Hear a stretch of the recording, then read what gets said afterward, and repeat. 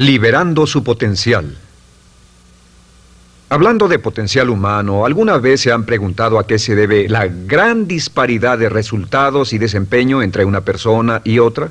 Una persona que percibe $250,000 anuales no es 10 veces más astuta ni mejor que una persona que percibe $25,000 anuales. ¿Por qué la diferencia de 10 veces sus ingresos? Y si tomamos a una persona que percibe $2,5 millones al año, ¿será esa persona 100 veces mejor, más astuta que la persona que gana $250,000? Imposible. En un estudio reciente de coeficiente intelectual probaron a 1,000 personas de una cierta población y llegaron a la conclusión de que la mejor persona entre los 1,000 solo era 2,5 veces más astuta que la persona de menor coeficiente intelectual. Solo 2,5 veces la disparidad, y tal vez eso sea con toda la población. ¿A qué supone que se debe la diferencia? Al hablar de potencial humano, llegamos a una fórmula que deduje hace algunos años. Tal vez eso lo explique un poco. La fórmula comienza con lo que llamamos AI. O sea, atributos innatos, las cualidades, la inteligencia, la habilidad, el temperamento, cosas con las que se nace que no pueden cambiarse mucho. Además de los atributos adquiridos. Estos atributos son muy importantes, son su educación, su capacitación, sus capacidades, su experiencia, conocimiento, sabiduría, etc., multiplicado por A, que es su actitud, es igual al potencial humano individual, o al desempeño humano individual o resultados individuales humanos. Ahora, de estos tres, los atributos innatos se traen desde el nacimiento. Los adquiridos pueden cambiarse, pero se necesita cierto tiempo para ello, aunque a veces cambiamos muy rápidamente.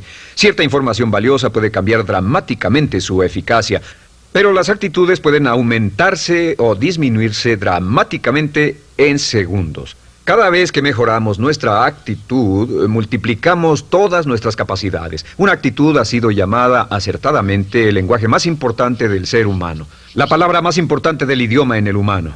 Todo lo que hacemos en la vida, según un estudio en Harvard entre estudiantes ejecutivos, será en un 85% de actitudes. Un 85% de su éxito estará determinado por su actitud. Eso significa que está determinado por cuán positivo o cuánta actitud mental positiva se tenga. Las personas con actitudes mentales positivas tienden a avanzar más rápidamente, se mueven hacia la cima en organizaciones valiosas, ganan más dinero, sacan más satisfacción de la vida. Una actitud mental positiva no significa que baile por las calles y arroje flores. Solo significa que tome una actitud constructiva en general o se aproxime hacia su trabajo, su vida, sus problemas, relaciones, etc. Según el informe Cox de las empresas americanas, según la revista Success, un 85% o más de todo lo que se logra se debe a la actitud. Y la pregunta es, ¿de dónde vienen las actitudes? Las actitudes vienen de las expectativas. Muy simple, ya hablamos de eso. Y una forma muy poderosa de mejorar su actitud instantáneamente es decir, aunque no lo crea, pienso que algo maravilloso va a ocurrirme hoy. Como dijimos antes, nuestras expectativas sobre los desenlaces determinan nuestra actitud. Si espera que las cosas salgan bien, tendrá una actitud positiva. Si espera que salgan mal, tendrá una actitud negativa. Y lo maravilloso es que podemos fabricar nuestras expectativas. Podemos esperar lo que deseamos. Podemos esperar cosas buenas, cosas malas, y no nos decepcionaremos. ¿De dónde surgen nuestras expectativas? Nuestras expectativas surgen de nuestras creencias y de nuestros valores. Son el centro de los factores motivacionales de nuestra personalidad, nuestras creencias, y esto nos conduce a un entendimiento del potencial humano. Significa básicamente que nuestra actitud es una expresión externa de lo que está ocurriendo internamente, y esto es consistente con las leyes mentales. Con respecto a las creencias, cada uno de nosotros tiene muchas creencias en el fondo que los psicólogos llaman los conceptos propios. El concepto propio, o su descubrimiento, es considerado por muchos como el logro único y más importante para comprender el desempeño humano en el siglo XX. Yo estoy de acuerdo. El concepto propio es como, si queremos usar una analogía militar, el centro de mando. O si queremos usar una analogía técnica, es el programa central de su computadora básica. Es un grupo de creencias, valores, actitudes, sentimientos, ideas, etcétera, almacenadas en el fondo de nosotros y son el resultado de casi todas las experiencias que hemos tenido en la vida. Y algunos investigadores dicen que el concepto propio comienza a formarse aún antes del nacimiento, pero el concepto propio, una vez colocado, Precede, predice y determina sus niveles de eficacia y desempeño en todas las áreas de nuestra vida. El concepto propio se convierte en el centro de mando o el programa maestro. El concepto propio de este grupo de creencias determina lo que dirá, lo que hará, cómo actuará, cómo se siente y reacciona, etc. ¿Qué significa esto? Significa que todas las mejoras en su vida externa, todos los cambios en su realidad comienzan con un cambio en su concepto propio. Les voy a explicar lo que significa. Esta es una gráfica muy simple. Hablamos de potencial humano y decimos que la persona promedio usa un 10% o menos de su potencial. Según investigaciones, tal vez es mucho menos. El Instituto Stanford Brain en Santa Clara, California, estima que tal vez se aproxime a un 2%. Seremos generosos y diremos que la persona promedio usa un 10%. Significa que en los mejores casos, la mayoría, como usted o yo, no usamos un 90% de nuestro potencial. Uno de los mejores filósofos, Oliver Wendell Holmes, dice que la tragedia de la persona promedio es que llegan a la tumba con su música aún por dentro. Aún están funcionando con mucho menos de su potencial total. Y esto es el potencial humano. Sabemos que existe una relación directa entre el potencial humano y el concepto propio. Pero como nuestros conceptos propios o nuestras estimaciones de nosotros mismos generalmente son mucho menores de lo que debieran ser, nuestro nivel de desempeño y eficacia también es menor.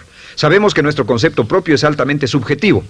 ¿Qué significa esto? Significa que el concepto propio, lo que pensamos que es cierto sobre nosotros mismos, no está basado en la realidad, está basado en información que hemos tomado y aceptado como cierto, hasta el grado en que creemos lo que sea de nosotros mismos y se vuelve cierto para nosotros porque actuamos de una forma consistente con ello. Algunas personas que leen sus horóscopos y creen en horóscopos predicen su futuro. Hay algunas personas que toman la crítica y las opiniones de otros a quienes ni siquiera respetan y hacen suyas esas ideas, dando un resultado muy negativo.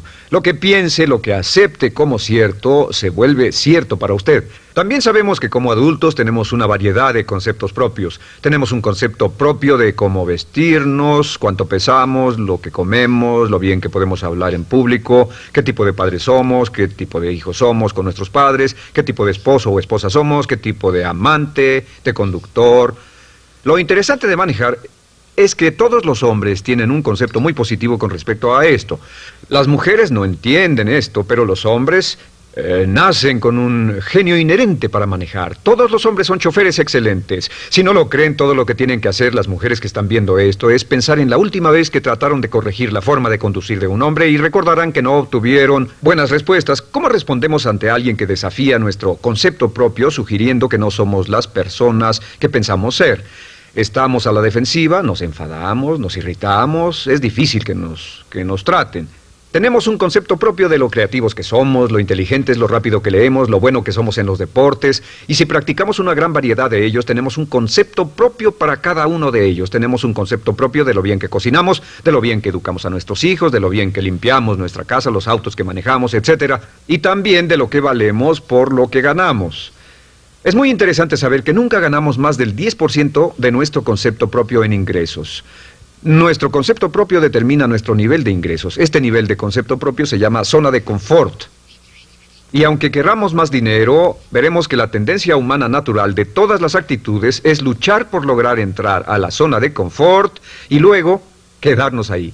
Si ganamos un 10% por encima de nuestro concepto propio de ingresos, tendremos una necesidad imperante de deshacernos de ese dinero. Lo donaremos, lo gastaremos en forma extravagante y hasta lo perderemos si recibimos demasiado. Las personas que ganan la lotería siempre están quebradas a los 2 o 3 años. Queman el dinero porque ese dinero está más allá de su concepto propio. Si gana 10% o menos de su nivel de concepto propio, se descubrirá luchando, trabajará más duro, más tiempo, pensará en forma más creativa, buscará diferentes formas para aumentar sus ingresos o sus segundos ingresos. La única forma de mejorar cualquier parte de su vida, incluyendo sus ingresos, es aumentando el nivel del concepto propio de sus ingresos, comenzando a pensar en usted como si estuviera ganando más dinero. Si quiere bajar de peso, la única forma en que podrá lograrlo es pensando en que está delgado. Piense en usted mismo como una persona más delgada. Si quiere volverse una persona más popular, más amorosa, más feliz o más sana, comience a pensar una y otra vez en esas cosas hasta que se vuelvan parte de su nuevo concepto propio.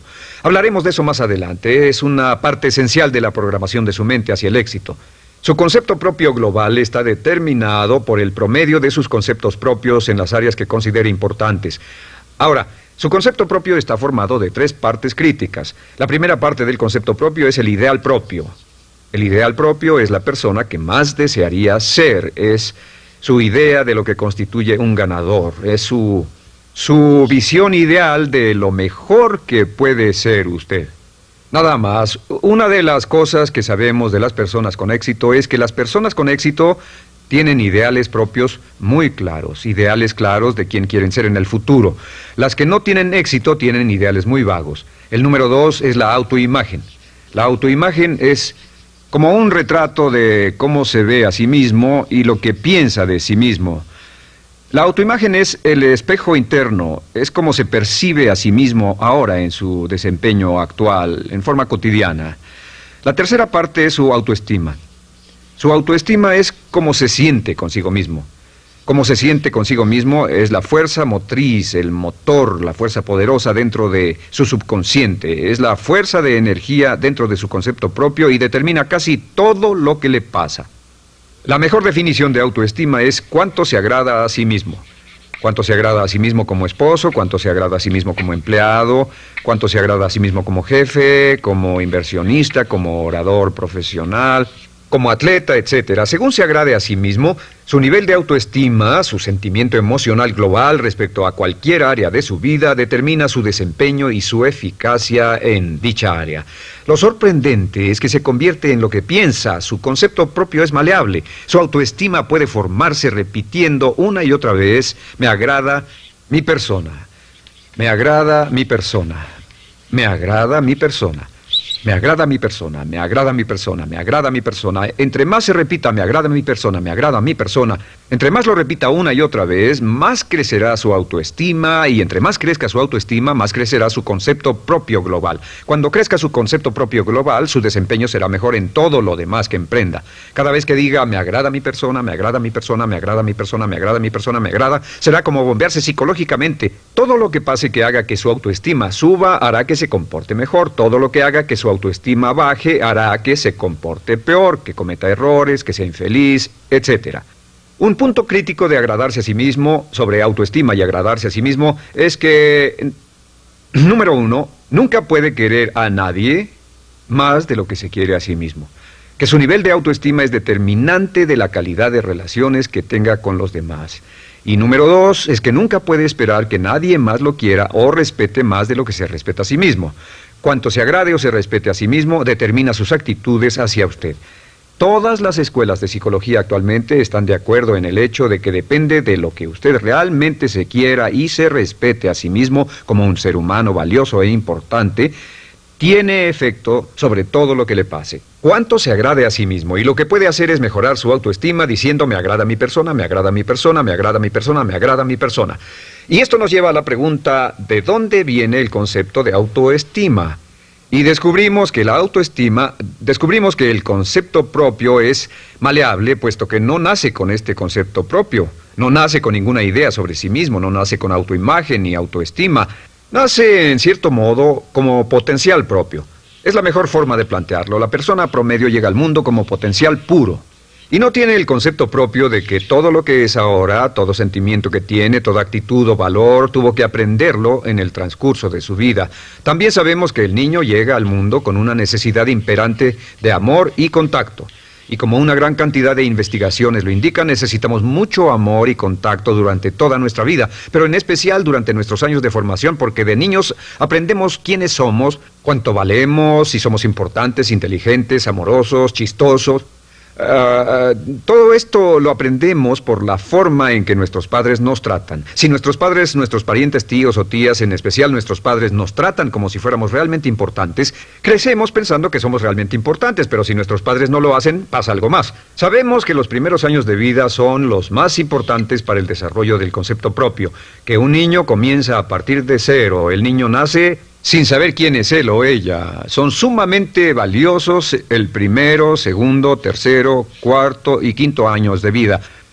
Algunos psicólogos pensaban que eran los 5 primeros años, pero ahora dicen que son los 3 primeros años. En sus 3 primeros años de vida el niño aprende quién es, y dicen que si se les da suficiente cantidad y buena calidad de amor en los 3 a 5 primeros años, los prepara usted de por vida. Los coloca en una base sólida de autoestima y confianza en sí mismos, valor e importancia realmente. Existe una relación directa entre la calidad y la cantidad de amor y el desarrollo de una personalidad sana. Entre más amor, amor incondicional, reciba un niño en sus años formativos, más fuerte será la base de su personalidad. El reverso de la educación es que casi todos los problemas de psicosis, neurosis, perturbaciones de la personalidad y problemas de comportamiento surgen de los problemas que se tengan con el concepto propio.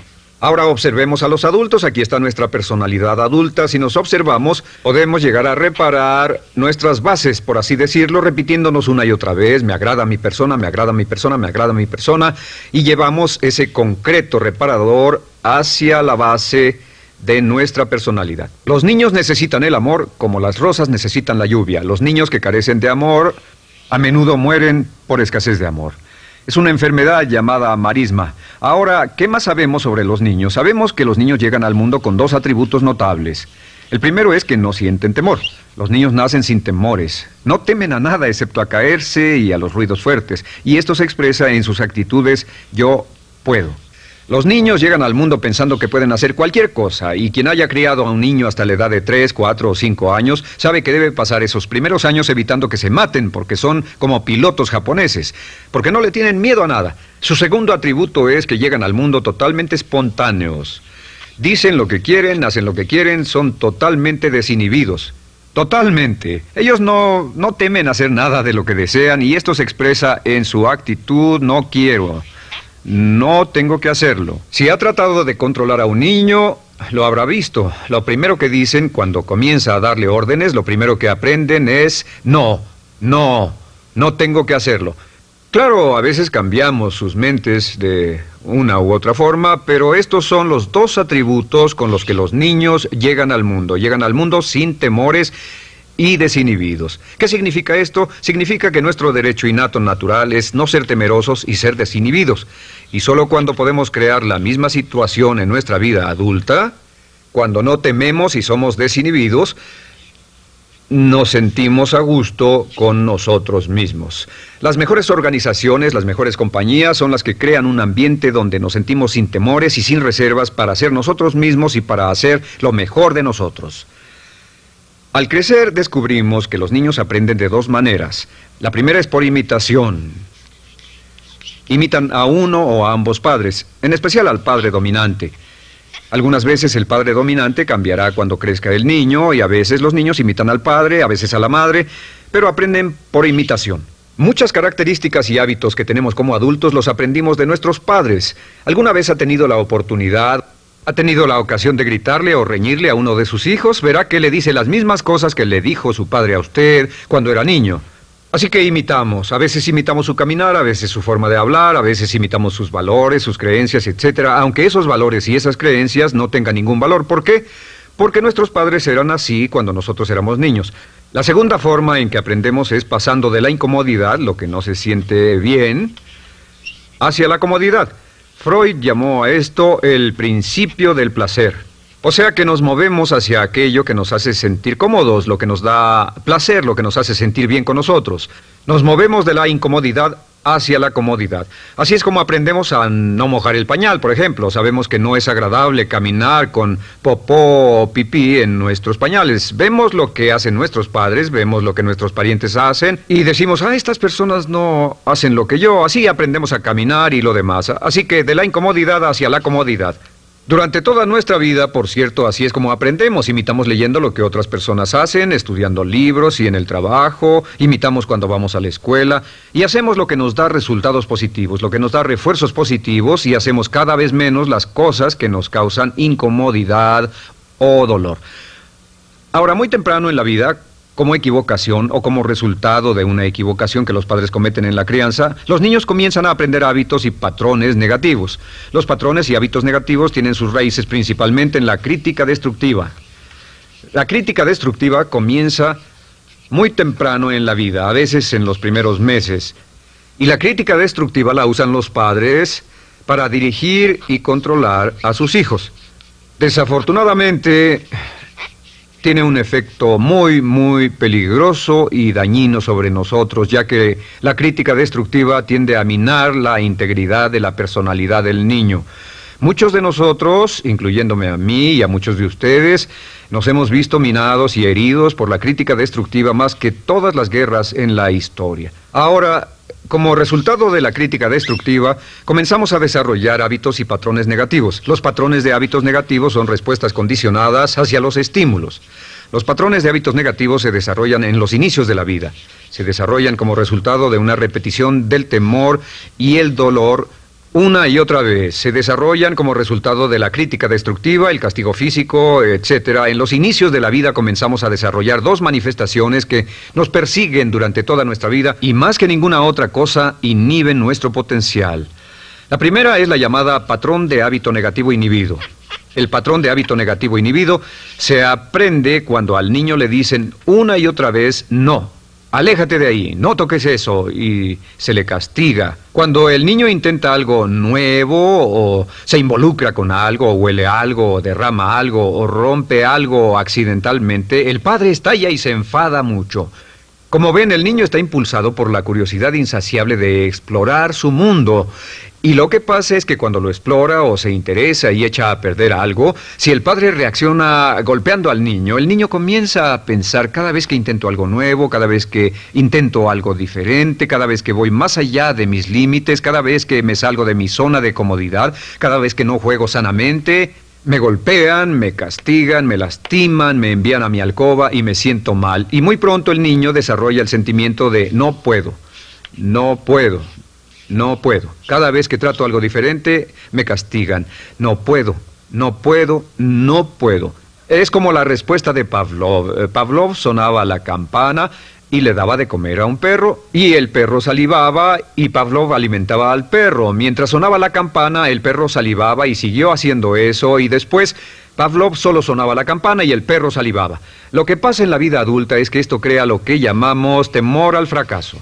El temor al fracaso es una respuesta condicionada a un proceso de crítica destructiva que ocurre en los primeros 5 o 6 años de la vida. El temor al fracaso automáticamente nos activa, nos sentimos ansiosos, tensos, intranquilos, sentimos presiones y estrés en nuestro plexo solar, sentimos ganas de retirarnos del evento, y el temor al fracaso es la razón principal por los fracasos en la vida adulta. Es la razón principal por la que evitamos cumplir plenamente nuestro potencial. De hecho, todos los patrones de hábitos negativos se experimentan en el cuerpo físico. Puedes saber cuál es un patrón de hábito negativo porque se siente en el cuerpo físico, precisamente. El patrón de hábito negativo inhibido, el temor al fracaso, el no puedo, ocurre primero que todo en el plexo solar. ¿Ha tenido la ocasión donde debe hablar frente a un grupo, debe ir a una revisión de su desempeño, o debe hacer una llamada determinante? Primero su plexo solar se aprieta. Si el temor continúa, su respiración se acelera. Su corazón comienza a latir apresuradamente, su frecuencia respiratoria aumenta y le duele la cabeza como migraña en la parte frontal, su garganta se le cierra y no puede hablar y se le seca la boca por completo, y como se pone tan tenso y asustado, va corriendo al baño. Estas son todas las manifestaciones. No hay peligro físico, pero sí peligro psicológico, una respuesta condicionada. Cuando sentimos estas cosas, la tendencia es retirarse de la situación que las ocasiona, y es la razón por la que no logramos mucho si retrocedemos. Es muy importante. El segundo patrón de hábitos negativos es el compulsivo. El patrón de hábito negativo compulsivo se aprende cuando a los niños se les dice una y otra vez: más vale que lo hagas. Si no lo haces, tendrás problemas o me las pagarás. A los niños se les convierte en recipientes del amor condicionado. Los padres no intentan hacer esto, pero lo que hacen es sugerirle al niño: no te amo, por lo tanto no estás a salvo, a menos y hasta que hagas lo que yo quiero. El niño crece sintiendo: tengo que hacer lo que quiera mi mamá. Debo complacerla, debo complacer a papá, debo complacer a los demás, debo complacer a mis parientes, y a veces debo complacer a mis semejantes, debo complacer a mis maestros, debo complacer a todo el mundo, y crecen con esto: debo. No puedo hacer lo que quiero hacer, debo hacer lo que complace a las demás personas. Este patrón de hábito negativo muy temprano en la vida se traduce en el temor al rechazo. El temor al rechazo lo experimentan los hombres como adultos como un comportamiento tipo A. Hablaremos del comportamiento tipo A posteriormente. El comportamiento tipo A es una necesidad compulsiva o excesivamente compulsiva de complacer de algún modo a alguien sin normas de comportamiento, prácticamente sin pensarlo. El temor al rechazo nos impulsa, nos hace muy sensibles a las necesidades de los demás. Hacemos cosas que otras personas quieren, no hacemos lo que nosotros queremos. Siempre estamos tratando de complacer a los demás, tenemos preocupaciones o nos importan las opiniones, sentimientos y actitudes de otros hasta el punto donde ocultamos nuestras necesidades. El temor al rechazo se siente en la columna del cuerpo. Se divide el cuerpo a la mitad y se siente hacia abajo en la mitad posterior del cuerpo. El primer lugar donde comienza a sentirse el temor al rechazo es generalmente en los hombros y el cuello. Nos sentimos entumidos, duros, tensos. Cuando tenemos mucho que hacer sentiremos un estrés tremendo en la columna. Los músculos se estiran en la parte posterior. A veces se manifestará como flebitis y venas varicosas y a menudo nos darán dolores de cabeza en la parte posterior de esta porque las arterias carótidas que llevan la sangre hasta la cabeza, los músculos a su alrededor se contraen y la cantidad de sangre que fluye hacia la cabeza fluye más lentamente y se siente un terrible dolor de cabeza en la parte posterior. Estos dos temores, los patrones de hábitos negativos compulsivos, el compulsivo y el inhibitorio, son resultado de la crítica destructiva, el gran destructor de la personalidad que nos persigue durante toda la vida. Y lo maravilloso de todo esto es que como son patrones de hábitos aprendidos, podemos olvidarlos. Podemos acabar con el temor al fracaso que nos detiene. Podemos acabar con el temor al rechazo que hace que hagamos cosas que complacen a los demás en vez de complacernos a nosotros, trabajando con nuestra propia autoestima. Porque existe una relación inversa entre la autoestima y el patrón de hábitos negativos. Porque entre más se agrade a sí mismo, menos teme al fracaso. Entre más se agrade a sí mismo, menos teme al rechazo. Entre más se agrade a sí mismo, menos temerá a cualquier cosa. Y si sigue repitiendo, me agrada mi persona, me agrada mi persona, me agrada mi persona una y otra vez, si sigue diciendo esto, con el tiempo su autoestima sube más y más y más y más y sus temores desde luego bajan. Cuando su autoestima sube, sus temores van en dirección opuesta. Ahora, ¿cómo enfrentar la crítica destructiva si debe criticar a otras personas? Pues eso es muy simple. Muchos padres nos han preguntado eso. ¿Cómo se controla a los niños? Una de las claves para controlar a los niños es dirigirlos para que hagan algo constructivo en lugar de hacer algo destructivo. Otra cosa que debe recordarse es que lo que quiere hacer es que quiere dar una crítica informativa, crítica constructiva, lo que significa que se les dice a los niños lo que pueden hacer o a los adultos lo que pueden hacer mejor. Todo el propósito de dar retroalimentación de cualquier tipo es mejorar el desempeño. Si es padre o si es jefe o si es una persona en una relación, si una persona está haciendo algo malo o inadecuado, todo el propósito de darles cualquier tipo de retroalimentación es para que puedan hacerlo mejor. Sin embargo, existe una relación directa entre la autoestima y la crítica destructiva. Cada vez que se critica a una persona, su autoestima baja. Y cada vez que su autoestima baja, su habilidad para desempeñarse baja. Si critica a una persona en forma destructiva demasiado tiempo, llegará a un punto donde no intentarán nada. Se convierte en lo que llamamos hipersensible. Un adulto hipersensible es aquel que no puede aceptar críticas de nadie. Un adulto hipersensible es una persona que está muy tensa, ansiosa, si siquiera sugiere que no está haciendo lo correcto. Si trata con un adulto hipersensible, la clave es sentarlo y recordar 4 cosas. Número 1, comenzar con alabanzas. Número 2, proteja la autoestima de la persona a toda costa. Número 3, discuta el desempeño y no a la persona. Hable del comportamiento más que de la persona. Y número 4 es enfocarse hacia el futuro en vez de en el pasado. Enfóquese hacia lo que va a hacerse en forma diferente en el futuro en vez de lo que pasó en el pasado. ¿Por qué? Una razón muy simple, porque una persona no puede controlar el pasado. Al no poder controlar el pasado, cualquier crítica de lo que han hecho en el pasado les da un estrés tremendo y frustración. Así que, en resumen, la clave del éxito en la vida es una actitud mental positiva. Una actitud mental positiva se basa en expectativas de éxito, de una serie de expectativas positivas. Esa serie de expectativas positivas se basa en sus creencias y en su concepto de sí mismo. El centro de su concepto propio que determina su eficacia en la vida es su autoestima, y su autoestima se mide por cuanto se valore a sí mismo. Las dos cosas que nos frenan más que nada son el temor al fracaso y el temor al rechazo. Y uno de nuestros secretos centrales de éxito es este: Conviértase en un organismo generador de autoestima perpetua. Haga continuamente cosas para usted mismo, hacia sí mismo en su vida, que hagan que se agrade a sí mismo, que se ame, que se acepte, que se respete, que hagan que se sienta fantástico con usted mismo. Si es un jefe o un padre, no olvide que la clave para el máximo desempeño en su hogar y en su trabajo es hacer que las personas se sientan maravillosamente consigo mismas. Entre mejor se sienta consigo mismo y más se agrade, más probable será que logre que las personas a su alrededor lo quieran, lo acepten, lo respeten, se respeten.